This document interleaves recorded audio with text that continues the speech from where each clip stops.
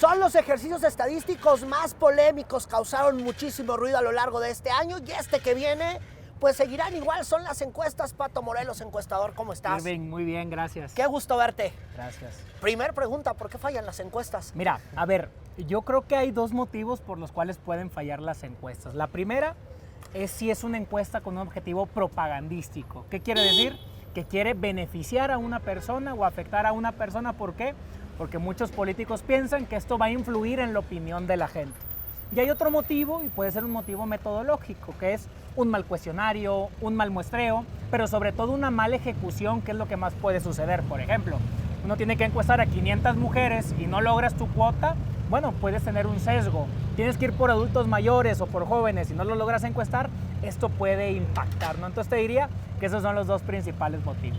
Ahora, ¿influye cuando un encuestador sale y dice va ganando tal candidato lleva la delantera? Mira, yo no estoy tan convencido. Yo creo que hoy la gente ya tiene muy definido su voto regularmente. Votas por una opción o rechazas otra opción. Y así todas las encuestas nos digan que va a ganar o perder a alguien, uno va y vota. ¿Quién puede modificar su voto?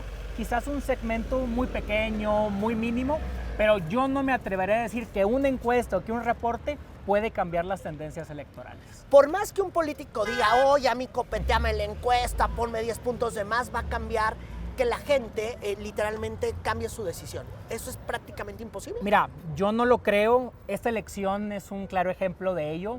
A ver, tuvimos encuestas que decían que iba a ganar Claudia Sheinbaum, tuvimos encuestas que decían que iba a ganar Xóchitl Gálvez, y quien decía yo voy Claudia, creía en las encuestas de Claudia. Quien decía yo voy Xóchitl, creía en las encuestas de Xóchitl, y al final la gente votó por el candidato que más le gustaba. Entonces, yo me atrevería a decir, yo no estoy seguro de que una encuesta pueda modificar en mayoría las tendencias electorales. Hay políticos que dicen, oye, a ver, arréglame la encuesta a modo y yo quiero tener 15 puntos arriba, ¿o no, la neta? Mira, en gran medida este es un tema de ego, ¿no? Creo que todo mundo quiere salir bien en una encuesta, pero al final pues se pierde el objetivo, que es obtener información para tomar decisiones. Si yo fuera candidato y contrato una encuesta, ¿qué quiero que me digan? Voy ganando, ¿qué hago para mantenerme? Voy empatado, ¿qué hago para ir ganando? Y voy perdiendo, ¿cómo puedo modificar el voto de la gente? Yo creo que ese debería ser sin duda el objetivo. Cuando la gente sabe, ya toma una decisión de por quién va a votar ese primer domingo de junio. Mira, es muy relativo porque cada elección es diferente, depende de qué simpatías tengan los partidos, depende también de quiénes son los candidatos, si son personas populares o son candidatos muy grises. Yo creo que en esta elección, por ejemplo 2024, la gente eligió muy pronto, arrancó la campaña y prácticamente no cambiaron las tendencias, vimos una línea horizontal. Pero puede haber otro caso, como es el de los diputados locales, por ejemplo, donde la gran mayoría de las veces la gente no conoce los candidatos y puede votar en función de un partido, en función de un voto cascada o de alguna tendencia que pudiera afectarlo. ¿Qué es un voto en cascada? Un voto en cascada es cuando la gente va y vota por todo el mismo partido, ¿no? Yo voto Morena, yo voto PRI, yo voto PAN, yo voto MC, por todos los candidatos, independientemente de quién sea el perfil que lo abandera. Déjame recordar un poco lo que pasó el 1 de junio del 2024. Déjame recordar un poco los comicios. Número 1, ¿por qué nadie pudo predecir que Morena, PT y Verde iba a tener una supermayoría calificada capaz de modificar la Constitución a su antojo? ¿Por qué ninguna encuesta lo pudo prevenir? Mira, de arranque yo te diría que es muy difícil medir distritos en México. Tenemos 300 distritos en todo el país. A ver, para la gente que nos está viendo, ¿qué es un distrito? A ver, el país está dividido en 300 distritos. Cada distrito tiene un diputado federal. Es muy costoso y es muy tardado ir evaluando distrito por distrito. ¿Qué es lo que hicieron muchas empresas? Evaluar a nivel estatal. Y de esta manera uno pudiera tener algunas tendencias. Que sí era muy claro que Claudia Sheinbaum iba a ganar la elección, te lo diría.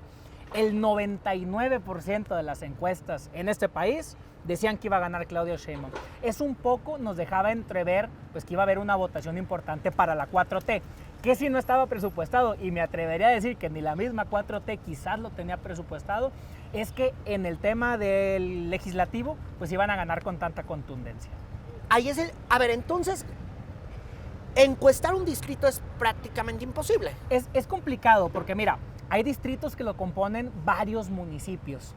¿Cómo vamos a encuestar eso a manera telefónica? Si los teléfonos están por ladas y una lada puede incluir a muchos municipios. Es decir, es muy complicado asegurar que de manera telefónica uno puede encuestar un distrito. Podríamos irnos a campo.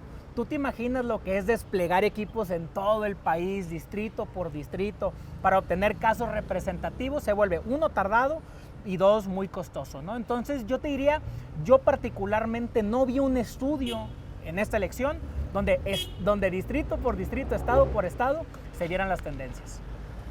Ahora, ¿los candidatos pagaron este tipo de encuestas o la neta ni las pidieron? Mira, hay candidatos a diputados que piden encuestas distritales, hay candidatos a alcaldes que las piden municipales, a gobiernos que las piden estatales, y bueno, obviamente los partidos políticos, la federación, pues a nivel nacional. Entonces te diría que depende del interés de cada persona, es el tipo de encuesta que contrata. Ahora, es muy difícil que un encuestador pueda tener la radiografía de cómo va a quedar, por ejemplo, el Senado de la República. Es difícil. Porque yo nunca vi como periodista una que me hablara de la conformación de los 128 senadores, cómo va a estar repartido ese pastelote. Mira, en el caso del Senado, ¿qué sí se puede hacer? Hacer una encuesta por estado. Cada estado nos da 3 senadores y de esta manera uno pudiera ver cómo se aproximan los resultados. Pero están los diputados plurinominales y es ahí donde hay que hacer algunos cálculos matemáticos para ver cómo se van a distribuir. Tan complicado estuvo que lo vimos la discusión postelección, donde se hablaba de si Morena iba a tener mayoría, si no lo iban a lograr, porque ahora con las coaliciones y las alianzas hay acuerdos de partidos por los cuales a partir de cómo se sigla el candidato es como se representa, ¿no?, en las cámaras. Claro, ahora los partidos sí conocen bien la preferencia de sus distritos, eso sí lo pagan y sí lo hacen. Mira, yo te diría, deberían de saberla. Lamentablemente, pero hay quien no lo sabe, lamentablemente ¿sí? Hoy muchos partidos y muchos candidatos no contratan encuestas, uno, porque no creen en ellas, y dos, porque prefieren gastar el dinero en otras cosas como publicidad, ¿no? Y te diría otra cosa, muchas veces quienes sí creen en las encuestas que dicen que van a ganar, y esto les complica muchísimo más la situación, porque resulta que el día de la elección, pues las encuestas fallaron. Pues no es que fallaran, es que tú contrataste una encuesta pues, que decía lo que tú querías escuchar o ver. Ahora, vámonos al tema de cuando gana la presidencia de México Claudia Sheinbaum, cuando pierde Xóchitl Gálvez. La ventaja fue abismal, sí. Y algunas encuestas pues no reportaban que la diferencia iba a ser de 30 puntos. Sí, ¿Qué pasó ahí? Mira, la ventaja fue muy contundente. Te diría que si hiciéramos un promedio nacional de las encuestas que se difundieron, más o menos anduvo entre 20 y 25 puntos, por lo que se alejaron más o menos entre 5 y 7 puntos del resultado final. ¿Qué pudo haber pasado? Uno, que sí hubo un voto más grande por Claudia Sheinbaum, y dos, que en una elección influyen también muchas otras cosas, que es cómo le va a cada partido en cada estado, ¿no? Fue la elección más grande de la historia, nunca habían estado tantos puestos en juego y cada elección influye sobre las otras. Ahora, por ejemplo, aquí, ¿qué influyó para ti? ¿Que la gente que iba a votar por Claudia dijo que no iba a votar por Claudia? ¿Que la gente que dijo que iba a votar por el PAN al final se arrepintió? ¿O qué es lo que han ya interpretado ustedes pues ya casi a más de medio año que pasó esto? Yo te diría, uno, que la gente que votó por Claudia sí fue a votar, pero que la victoria de Morena a nivel nacional se tiene que entender en cada uno de los estados. Hoy Morena gobierna la presidencia, pero tiene mayoría en Congreso y Cámara de Diputados. Tiene 24 de 32 estados, más de 2/3 partes. Tiene más de 25 congresos locales y gobierna, si no me equivoco, 100 de las 200 ciudades más importantes del país. Cuando tú entiendes la fortaleza que tiene el partido territorialmente, nos puede ayudar a entender cómo esto fortaleció la candidatura de Claudia Sheinbaum a nivel nacional. Eso fue que en cada estado ya tenían como su caminito hecho. Que Morena ganó contundentemente en los estados, cosa contraria en el proyecto de Xóchitl Gálvez, que tuvieron una candidata que en teoría pareciera ser competitiva, pero que el PAN y el PRI en los estados no lograron bajar una campaña tan fuerte, ¿no? Y esto sin duda la afectó. Ahora, por ejemplo, el estado de Veracruz, que ahí estaba compitiendo Rocío Nale, estaba un José Yunes de la alianza PRI-PAN-PRD, y ahí decían, no, Yunes va a ser una arrolladora tricolor, y miren, y al final ganó Rocío Nale por una arrolladora morenista. Yo te diría, ¿Qué pasó, por ejemplo, ahí en Veracruz? ¿Cómo lo podemos decir? Yo te diría que lo que pasó en Veracruz es muy similar a lo que pasó en la Ciudad de México y lo que pasó en Morelos. que fue que la oposición generó una campaña de percepción donde verdaderamente le hizo creer a la gente que había muchas posibilidades de que ellos ganaran. Yo te hablo por mis números personales. Ni en Veracruz, ni en la Ciudad de México, ni en el estado de Morelos tuvimos elecciones competidas. Siempre fue muy continua la ventaja de Morena, fue muy constante. ¿Qué quizás hizo bien la oposición PRI-PAN-PRD? Generar esa sensación de que podían ganar. Ahí es el ejemplo. Así tú generes esa sensación, no significa que la gente va a modificar su voto, ¿no? Quien iba a votar por Morena, votó por Morena. Quien iba a votar por el PRI, por el PAN, votó por el PRI, por el PAN. Ahora, entonces, para hablar claro, cuando la gente... A ver, Ciudad de México, vámonos a este ejemplo. Yo recuerdo que tú siempre habías dicho que en la Ciudad de México la mayoría la tenía Clara Brugada. ¿Por cuántos puntos la tenías tú y por cuántos acabó siendo más o menos? Mira, la campaña arrancó aproximadamente como en 12, 13 puntos y nuestra última encuesta arrojó una ventaja de entre 8 y 9 puntos. Podemos decir, bajó un poco Clara Brugada, subió Santiago Taboada, quizás sí, está más o menos en el margen de error.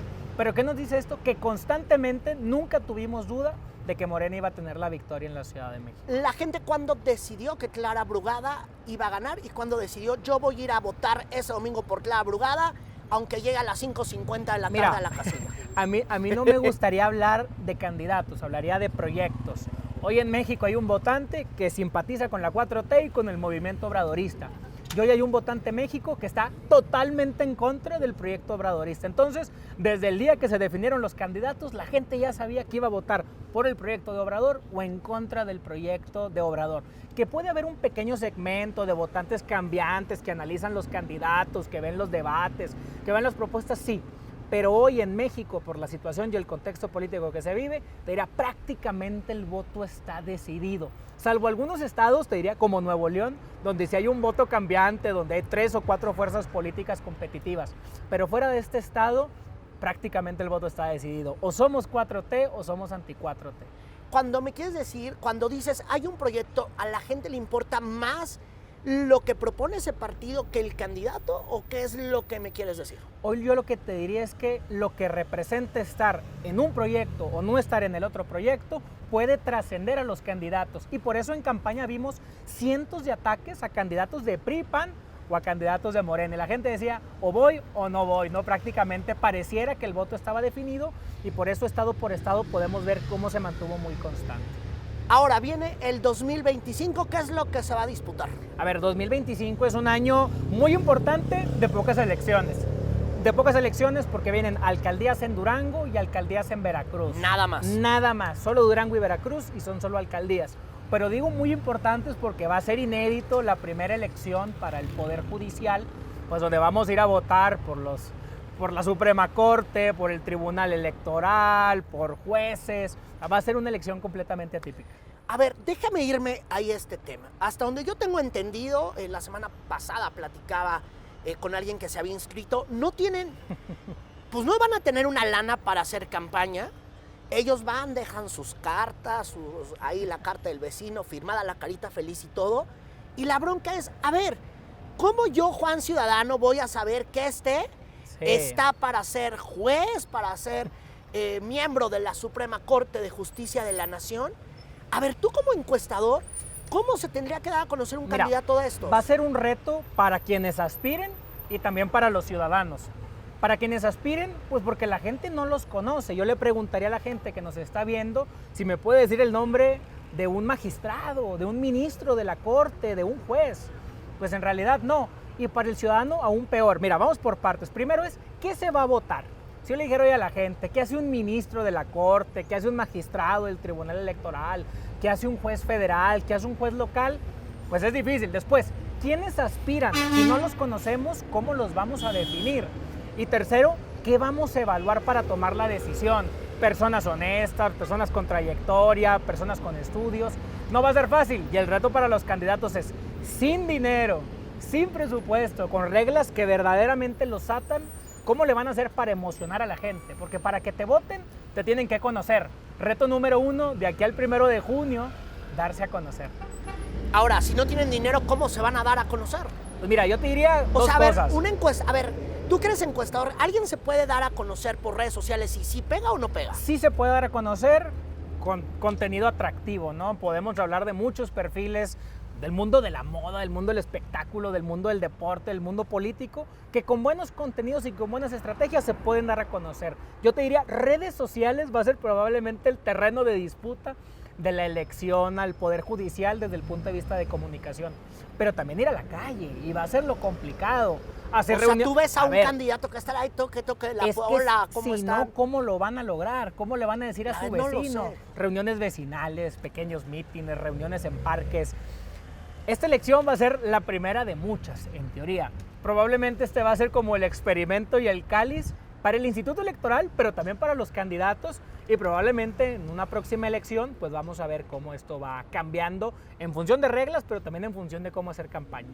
Ahora, un partido tan fuerte como es la Alianza Morena, PT y Verde, ¿puede ayudarle a ganar a uno de estos candidatos? O sea, con su fuerza que tienen de votantes, con la banda que tienen, con las redes poderosas que tienen, con las redes vecinales que tienen, con que tengan como una especie de jefe de colonia que está vinculado al partido. Sí. ¿Ellos pueden inclinar la balanza? Mira, en teoría ningún partido político, en teoría, ningún partido ni ningún se puede político meter. Debería de involucrarse Pero a los en el políticos proyecto. les fascina meterse. Pero lo vamos a ver de todas las fuerzas políticas. Por supuesto que la 4T pues hará el esfuerzo de que perfiles que sean afines pues puedan llegar. Pero lo mismo va a ser el PAN, lo mismo va a ser el PRI, y lo mismo, a ver, hay que ver qué papel juegan, por ejemplo, las empresas, a qué papel juegan personas que tienen intereses pues, en la proyección de la elección, ¿no? Vamos a tener que verlo. De hecho, ya vimos a políticos que se registraron, políticos afines a 4T, pero también políticos afines a la oposición, y hay que ver pues, cómo los partidos intentarán darle el empujón y hacerlo pues sin romper la regla, ¿no? O sin que el árbitro no se dé cuenta. O sea, vamos a ver un cochinero, básicamente. Va a ser una elección inédita, va a ser una elección bastante compleja, y yo te lo aseguro, lo que vamos a ver el próximo año no va a ser nada parecido a la siguiente elección. Muy seguramente las reglas tendrán que cambiar. Hay que ver cuánta gente va a votar. A ver cuánta gente sale, me parece. Número uno, a ver si entiendes, porque me parece que es muy complejo el Poder Judicial. Y el Poder Judicial no solamente es la Corte o no solamente es el juez, es muchísimo, y cada cosa tiene que ver. Hay jueces especializados en la materia, eso también se renueva, habrá que ver qué es lo que ocurre ahí. Y yo te preguntaría, ¿tú has medido algo si la gente sabe qué va a haber el 1 de junio o todavía no lo has medido? Hemos hecho encuestas, ¿y qué nos dice la gente? Sí sé que hay una reforma judicial, sí sé que es una reforma judicial impulsada por el gobierno, y en gran medida el ciudadano afín al gobierno aprueba la elección o la democratización del Poder Judicial. Por el otro lado, el ciudadano opositor está completamente en contra de esta elección, pero la elección es una realidad e iremos a ella, ¿no? Entonces, tanto la 4T como los contrarios tendrán que encontrar las formas de coadyuvar y pues de encontrar las formas de ganar. ¿Y la gente sí sabe que va a haber comicios el 1 de junio? Pero cuando tú le preguntas cuántos puestos, cuántos candidatos, cuáles son las reglas, de qué hora, dónde va a estar la casilla, pues es ahí donde se empieza a complicar. A ver, tengo que reconocerlo, ni yo lo sé de manera clara, ¿no? No, es que todavía no se entiende, ¿no? La verdad es que yo he preguntado y nada más de saber que vas a tener un montón de cuadernillos, le han pasado el legislativo la tarea al INE, que el INE tiene que reglamentar, cuando ellos tendrían que haber hecho esas leyes secundarias. Vamos día por día, y por eso creo que será un año inédito, interesante, que tendremos que estar muy atentos. Y yo diría que el reto para el INE es elevar la participación. O sea, lo más importante para mí en esta elección, gane quien gane, es que sea una mayoría de la gente la que defina los ganadores, que tengamos una participación interesante. ¿Y cómo ha estado en los últimos años el tema de la gente que no va a votar, que se queda ese domingo en su casa? En elecciones grandes presidenciales siempre vemos una votación de entre el 55 y el 60%. En los estados, cuando hay elecciones a gobernadores, muchas veces las vemos por ahí del 50%. Pero tenemos algunos casos, y por eso hablo de la importancia de la participación, donde solo vamos a votar puestos locales. Por ejemplo, en años recientes, Tamaulipas solo llevó elecciones a diputados locales, Quintana Roo solo llevó elecciones a diputados locales, que aunque son fundamentales y muy importantes, son de muy poco interés para la gente, y vimos votaciones de entre el 25 y el 30%. Tú imagínate, Irving, que un diputado local gane con el 30% del 30% de los votantes. Esto significa que prácticamente nadie los eligió. esto pudiera llegar a pasar con los jueces, con los magistrados y con los ministros si no logramos que la gente salga a votar el día de la elección. El 20 de enero llega a la presidencia de Estados Unidos Donald Trump. Yo te preguntaría, ¿qué fallaron en esas encuestas? Porque también las encuestas decían que en Estados Unidos que iba a estar súper dividido, que esa noche no íbamos a saber nada, que Kamala y Trump iban a estar igualitititos y al final fue puro cuento de las encuestas. ¿Qué pasó ahí? Se hablaba de que la elección de Estados Unidos iba a ser la más competida de la historia. A ese nivel se llegó a plantear. Puro cuento. Mira, definitivamente el resultado nos mostró que no fue una elección tan competida. Donald Trump gana el colegio electoral y también gana en votos. Es decir, gana los estados y gana también en cantidad de votos. Pero las encuestas, Irving, en Estados Unidos hay que entenderlas de otra manera. ¿Por qué? Porque las encuestas nacionales no nos sirven de mucho. En Estados Unidos no gana quien tiene más votos, sino quien obtiene más delegados estado por estado. Y es por eso que en Estados Unidos había que evaluar estado por estado quién iba a ganar la elección. Y de esta manera ya se podía ver un poco más la victoria de Donald Trump que ganaba en los estados péndulos. Por eso fue. Sí, pero a ver, pero sin duda fue una elección que rompía encuestas. Sí ganó Donald Trump por más margen del que se esperaba, una votación más elevada, pero también insisto, en Estados Unidos las encuestas nacionales no funcionan como en México. No importa ganar el país, importa ganar los estados que electoralmente valen más. Entonces por eso se entiende de otra manera a nuestro país vecino. Como encuestador, ¿qué te llevas este año? ¿Qué aprendiste? ¿Qué aprendizaje te deja? Me llevo varios aprendizajes. El primero, la dificultad hoy para encuestar a la gente. La gente con este rechazo a la política muchas veces no quiere dar su opinión. Dos, lo complicado que es hoy ir a encuestar a la gente en zonas residenciales. Nosotros estamos acostumbrados a ir casa por casa a preguntar, pero ¿cómo vas a preguntar a un fraccionamiento cerrado? ¿Cómo vas a preguntar a una torre de departamentos? Se vuelve muy complejo, ¿no? ¿Y qué más? Que hay que estar evaluando permanentemente para ver cómo se pueden modificar las tendencias, porque a veces cometemos el error, o los políticos cometen el error de decir, un mes antes contraté una encuesta, ese será el resultado final. Pues no es así, ¿no? Van cambiando con el paso del tiempo. Eso te llevas de aprendizaje. Eso me llevo de aprendizaje y la necesidad de que la gente pues distinga entre encuestas, ¿no? En teoría, si la metodología se aplica, todas las encuestas deberían de dar datos similares. Pero pues esta elección vimos encuestas que decían que iba a ganar un guinda, una encuesta que iba a ganar un azul, una encuesta que iba a ganar un verde y una encuesta que iba a ganar un naranja. ¿A cuál le vamos a hacer caso? Pues, lamentablemente la gente le hace regularmente caso a la que más le gusta. Y al final el objetivo es darle información al político para que tome mejores decisiones, pero también para que el ciudadano entienda, pues bueno, cómo van las tendencias, quién puede ganar, quién puede perder, qué opinan de los partidos, qué opinan de los gobiernos. Sin duda alguna nos falta educación, Pato, nos falta educación. Qué gusto verte. Irving, muchas gracias.